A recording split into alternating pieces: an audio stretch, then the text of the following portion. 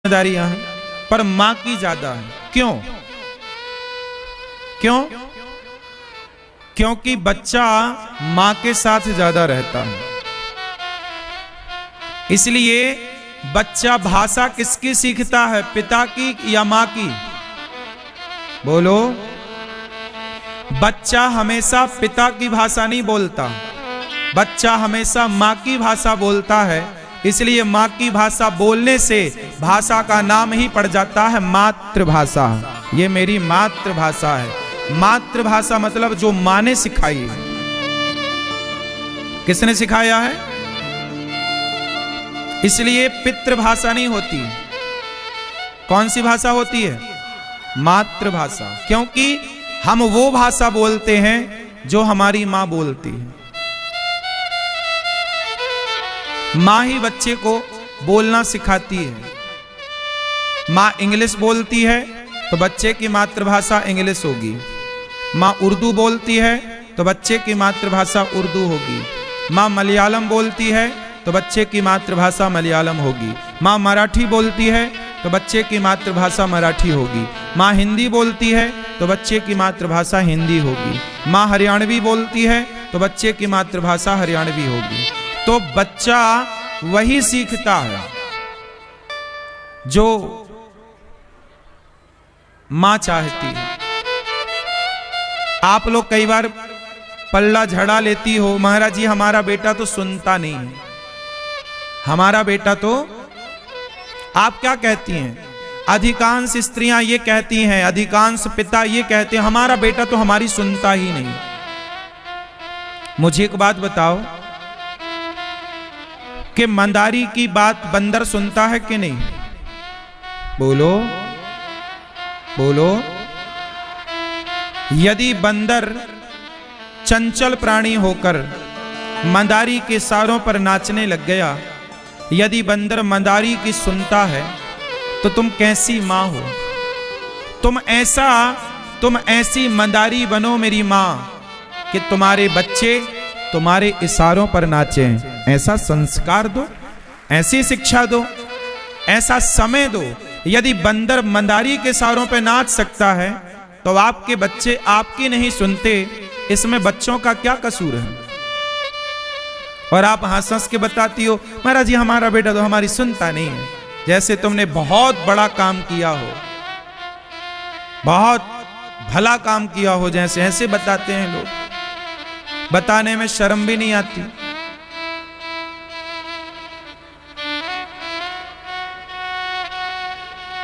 तुम्हारा बच्चा है ना, क्यों नहीं सुनता? बच्चा नहीं सुनता, इसमें बच्चे की गलती है या मां की? बोलो, क्या गलती है?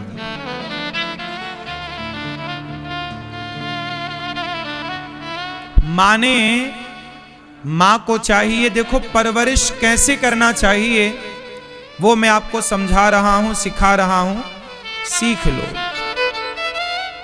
है ना? ये जान लो। वो भी हटा दो। जितना हम समझा रहे हैं उतना भी समझ गए तो आपका भला होगा, ठीक है? चाणक्य लिखते हैं कि माता शत्रु पिता वैरी, ये न बालो न पाठिता, न शोभते सभा मध्य हंस मध्य वको यथा। माता कौन है? माता शत्रु। वह माता शत्रु है, वह पिता दुश्मन है बच्चे का।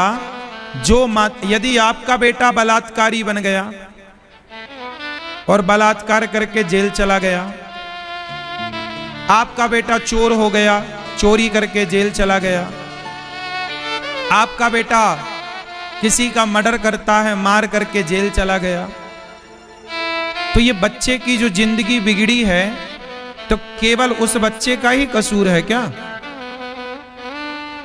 किसका कसूर है मेरी मां?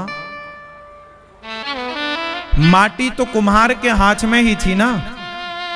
कुम्हार चाहे तो माटी से चिलम बनाए और कुम्हार चाहे तो माटी से घड़ा बनाए।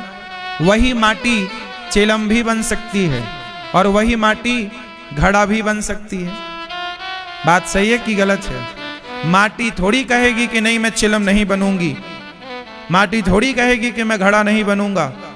माटी तो कुम्हार के, माँ एक कुम्हार है और बच्चे उसके हाथ की माटी। माँ चाहे तो चिलम बनाए बच्चों को, जो खुद भी जलेगा औरों को भी जलाएगा, और माँ चाहे तो घड़ा बनाए बच्चों को, स्वयं भी ठंडे रहेंगे, औरों को भी शीतलता प्रदान करेंगे। ये तो माँ के हाथ में है ना।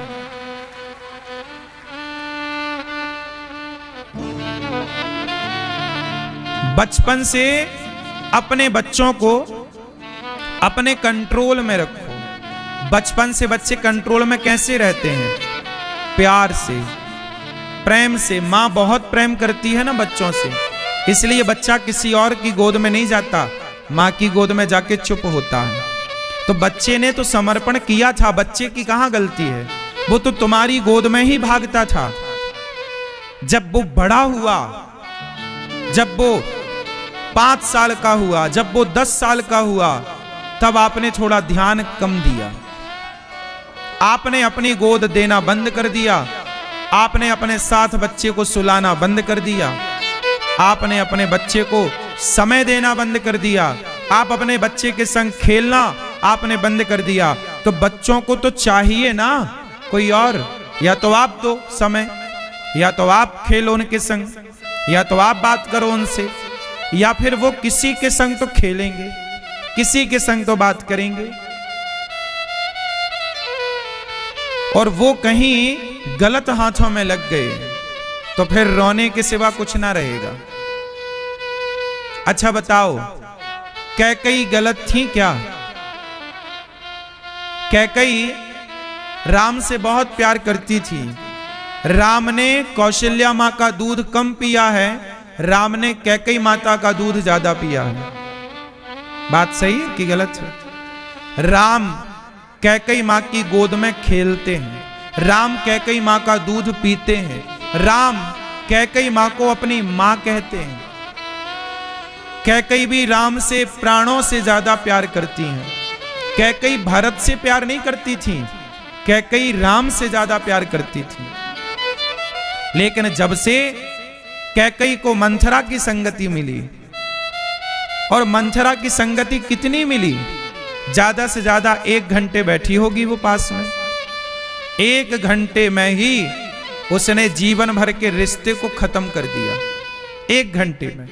जैसे आप सारी जिंदगी का पैसा जोड़ के घर बनाते हो, लेकिन आपके घर में सारी मेहनत करके जो आपने पैसा जोड़ के घर बनाया, यदि उसमें आग लग जाए तो 1 घंटे में ही जल के खाक हो जाएगा कि नहीं? बोलो। आग को कोई टाइम थोड़ी लगता है, बस लग जाए, घंटे भर में तो ना जाने क्या जला दे वो। बोलो हाँ। फिर उसी तरह ये कुसंग की आग है, सारे जीवन भर की मेहनत को जरा सा कुसंग बिगाड़ देता है। इसलिए मैं माँ और पिता से प्रार्थना करूं कि आप अपने बच्चों को बच्चा मत मानो। आप अपने बेटे को जब वो थोड़ा बड़ा हो जाए, तो आप जब उसका पाँव इतना बड़ा हो जाए कि आपका जूता बच्चे के पाँव में बराबर आने लग जाए, जब माँ की चप्पल तुम्हारी बेटी के पाँव में बराबर आने लग जाए, तो फिर बेटी और बेटे को बेटा बेटी मत मानो, उन्हें अपना दोस्त मानो। कितना अच्छा होगा ना जब एक बाप अपने बेटे के कंधे में हाथ रख के दोस्त की तरह बातें करेगा। यदि मैं अपने बेटे का दोस्त बन जाऊं तो मेरे बेटे को बाजार के दोस्त तलाशने नहीं पड़ेंगे, क्योंकि मैं दोस्त की भरपाई कर दूंगा। आप यदि अपनी बेटी की बेस्ट फ्रेंड बन जाती हो, बेस्ट दोस्त बन जाती हो, तो आपकी बेटी को बाजार में किसी और लड़की को दोस्त बनाने की जरूरत नहीं पड़ेगी। कहीं उससे कोई गलत दोस्त मिल गई और वो गलत हुई तो तुम्हारी बेटी को भी वो अपने जैसा बना देगी। जैसे मंथरा थोड़ी देर के लिए बैठ गई कैकई के पास, कितनी देर के लिए बैठी? घंटे भर के लिए बैठी होगी ज्यादा से ज्यादा। उस 1 घंटे में तो उसने आग लगा दी। कुसंग बहुत मायने रखता है और सत्संग भी बहुत मायने रखता है। सुनो, एक पेड़ को तैयार होने में ना 1 साल का पौधा कितना बड़ा होता है? 1 साल में पौधा इतना सा होता है, 2 साल में इतना बड़ा होता है, 3 साल में 3 साल लगे थे तैयार होने में, और बकरी आई और 5 मिनट में खा के चली गई। एक पौधे को तैयार होने में कितना टाइम लगा था? 2 साल, 3 साल, 4 साल, और बकरी आती और पूरा खा के चली जाती है, पूरा खा लेती है। पेड़ पौधों को केवल धूप, पानी, खाद ही नहीं देना पड़ता, बकरियों से, जानवरों से बचाना भी तो पड़ता है। ऐसे ही बच्चों को संस्कार देना ही नहीं पड़ता। संस्कार आपने तो दिए, लेकिन जैसे डॉक्टर कहता है कि दवाई खाओ पर परहेज करना पड़ेगा। क्या करना पड़ेगा? अब किसी को शुगर की बीमारी है, वो इंसुलिन तो ले रहा है, दवाई गोली तो ले रहा है, लेकिन बराबर वो रसगुल्ला खा रहा है, जलेबी खा रहा है, चाय पी रहा है, तो इंसुलिन का कोई फायदा होगा? उत्तर दो, दवाई का कोई फायदा होगा? भाई दवाई तो ले रहे हो पर परहेज तो करो।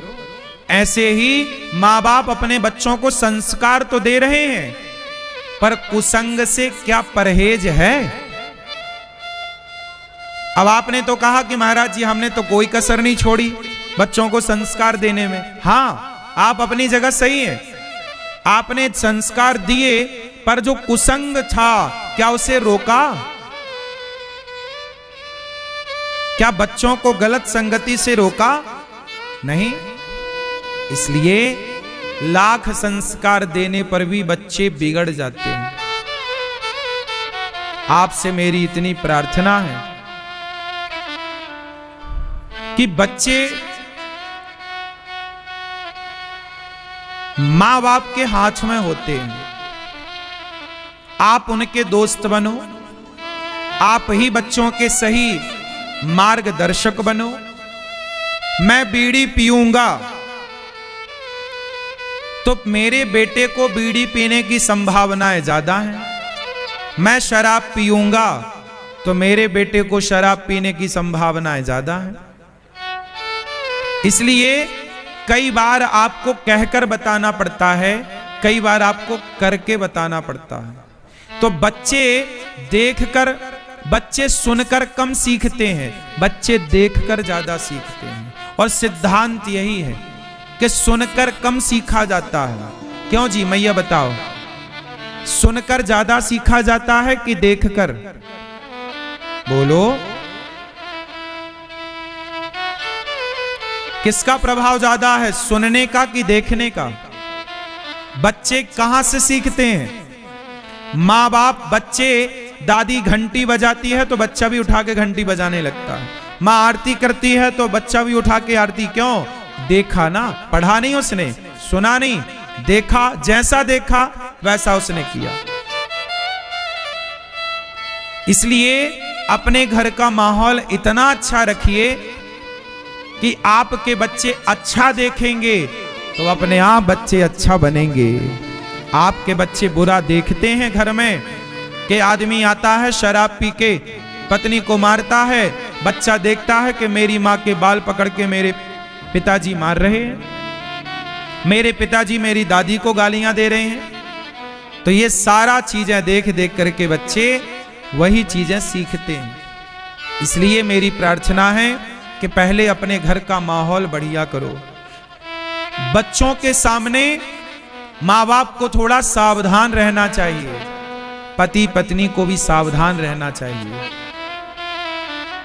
आप पति पत्नी का जो प्रेम है, आप पति पत्नी तो प्रेम करो, पर बच्चों के सामने ना करना। क्योंकि बच्चे यदि आपको कंधे पे हाथ रख के देखेंगे एक दूसरे के, तो वो भी फिर किसी के कंधे पे हाथ रखना चाहेंगे, क्योंकि देखा है उन्होंने। बच्चे आपको जो करते देखेंगे, याद रखिएगा, वो स्वयं भी करना चाहेंगे। इसलिए हर माँ बाप को बहुत सावधान रहना चाहिए बच्चों को लेकर। आपकी सबसे बड़ी संपत्ति क्या है? आपके बच्चे। माँ बाप सारी दौलत बेच देते हैं बच्चों के लिए। यदि बीमार पड़ जाए ना तो दौलत बेच देते, भैया डॉक्टर साहब बचाओ, बस पैसे तो फिर आ जाएंगे। और आप लोग इतने लापरवाह